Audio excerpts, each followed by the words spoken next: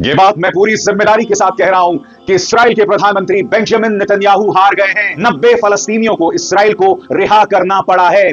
पहली बार गजा में इस्राएली सेना की बंदूकें उनके गोले नहीं बोल रहे हैं, उनकी आवाजें सुनाई नहीं दे रही हैं। 2 मासूम लड़कियों का एक वीडियो मैं आपको दिखाना चाहूंगा। इस वीडियो में आप आंसू भी देखेंगे और दिल को छूने वाली मुस्कान भी। एक छोटी सी लड़की अपने घर वापस आती है। आज उनके अब्बा जिंदा नहीं है। वो कहती है कि मेरे पिता शहीद हो गए।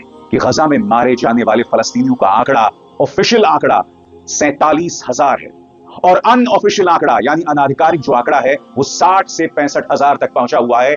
मगर इस व्यक्ति के अंदर जो भूख है वो खत्म होने का नाम नहीं ले रही है। ये 4 तस्वीरें उन महिलाओं की है जिन्हें हमास ने रिहा किया है और करीब 470 दिनों बाद ये महिलाएं अपने परिवार से मिल। नेतन्याहू की बड़ी हार। जी हाँ दोस्तों, वेलकम एक नई वीडियो में आप सभी का स्वागत है। उम्मीद करते हैं कि आप अच्छे होंगे। दोस्तों, जैसे कि आप सब जानते हैं कि इजराइल और फ़लस्तीन का युद्ध चला हुआ था। काफ़ी जुल्म जो है इजराइल ने फ़लस्तीन पर किया।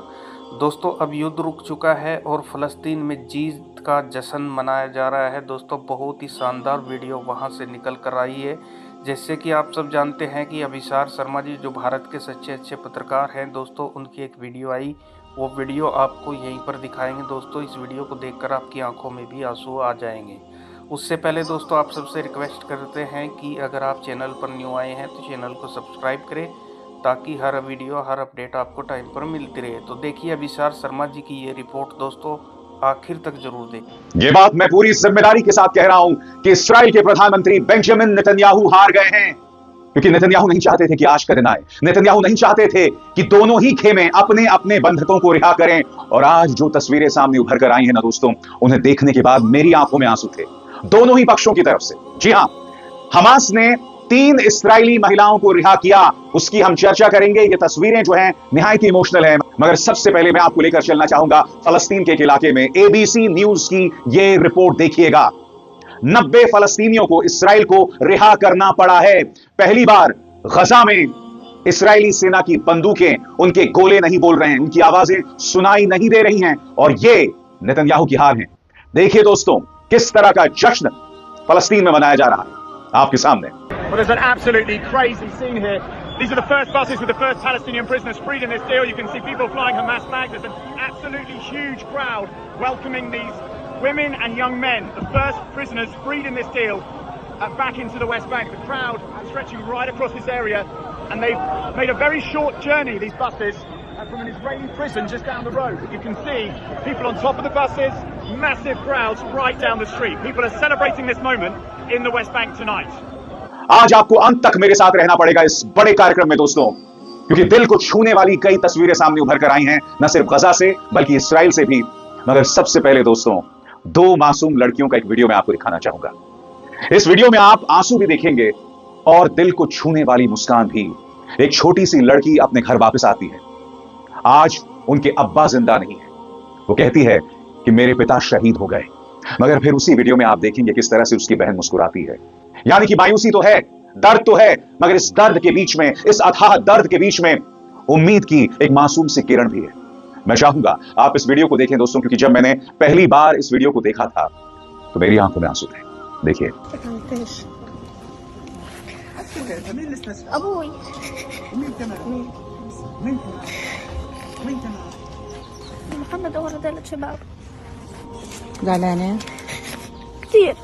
आज नेतन्याहू ये सब खत्म करना चाहते हैं। जी हां, इस्राएल के प्रधानमंत्री बेंजामिन नेतन्याहू ने एक बार फिर चेतावनी दी है कि अगर हमास ने गैर संजीदगी दिखाई तो हम गजा पर एक बार फिर हमला करेंगे।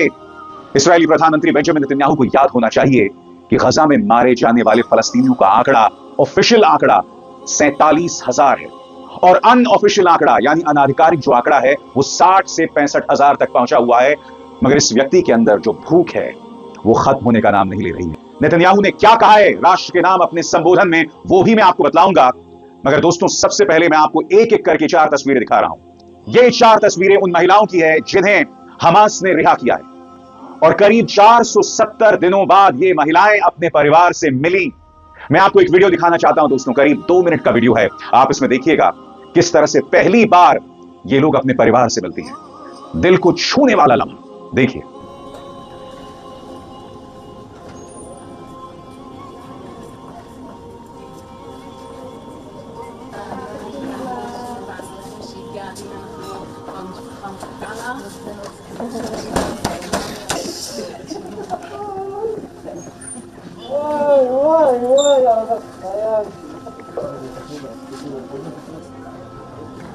इस तरह की खुशियों के खिलाफ है बेंजामिन नेतन्याहू, क्योंकि नेतन्याहू जानते हैं कि अगर ये युद्ध रुक जाएगा तो उनका अपना वजूद खतरे में है।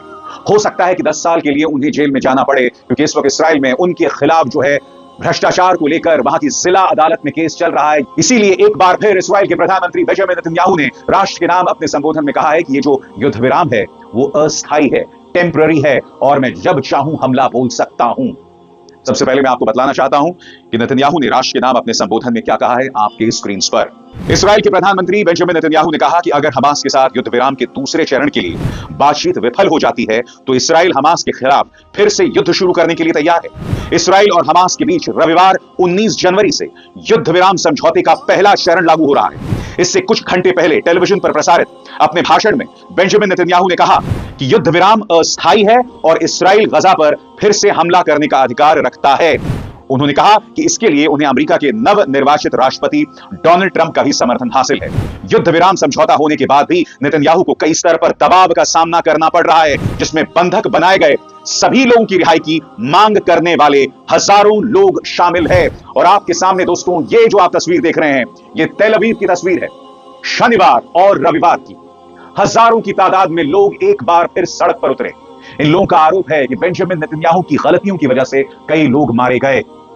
उनका यह भी कहना है कि अगर बेंजामिन नेतन्याहू ने जल्दबाजी ना की होती, बेंजामिन नेतन्याहू ने अपनी जान बचाने के लिए देश पर यह युद्ध ना थोपा होता, तो कई सैनिक जिंदा होते। इस वक्त शख्स पर बिल्कुल भी एतबार नहीं किया जा सकता, क्योंकि युद्ध विराम की घोषणा होती है और उसके बाद कम से कम 120 फलस्तीनी मारे जाते हैं।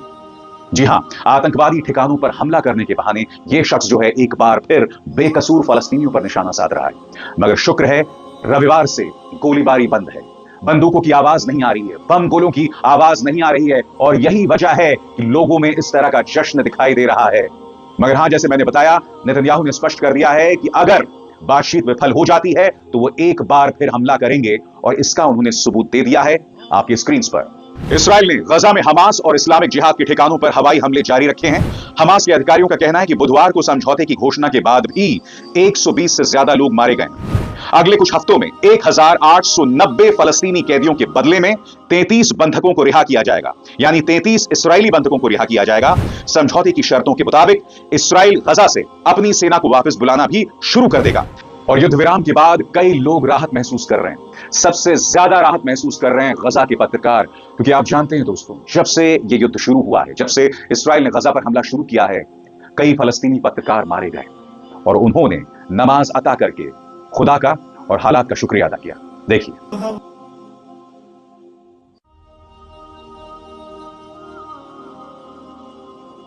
बात वहां नहीं रुकती। दुनिया भर में इस युद्ध विराम के लिए पूजा अर्चना की जा रही है और इस्राइल के खिलाफ भी नारे लगाए जा रहे हैं। सबसे पहले दोस्तों देखिए ये वीडियो जो न्यूयॉर्क से सामने उभर कर आ रहा है। न्यूयॉर्क में आप सड़क पर देख सकते हैं किस तरह से लोग फलस्तीनियों के पक्ष में नारे लगा रहे हैं। जहां न्यूयॉर्क में कुछ गिने चुने लोग ही सड़क पर उतरे होंगे, स्कॉटलैंड के लोग, जी हां, स्कॉटलैंड के लोगों ने एक स्वर में फलस्तीनियों के प्रति अपने समर्थन का ऐलान किया है। यकीनन दोस्तों, इस वक्त ये पूरा मामला एक बहुत ही निर्णायक दौर में पहुंच गया है। एक तरफ बेंजामिन नेतन्याहू जो है वो धमकी दे रहे हैं, ये साफ तौर पर उनकी बौखलाहट है, क्योंकि बेंजामिन नेतन्याहू पर लगातार अमेरिका के राष्ट्रपति जो बाइडेन और अमेरिका के नवनिर्वाचित राष्ट्रपति डोनाल्ड ट्रंप का दबाव था। यहां तक कि डोनाल्ड ट्रंप ने अपने सोशल मीडिया हैंडल्स में बेंजामिन नेतन्याहू की विदेश नीति की आलोचना भी की थी। यही वजह है कि यह शख्स बुरी तरह से बौखलाया हुआ है। और बात यहां नहीं रुकती है।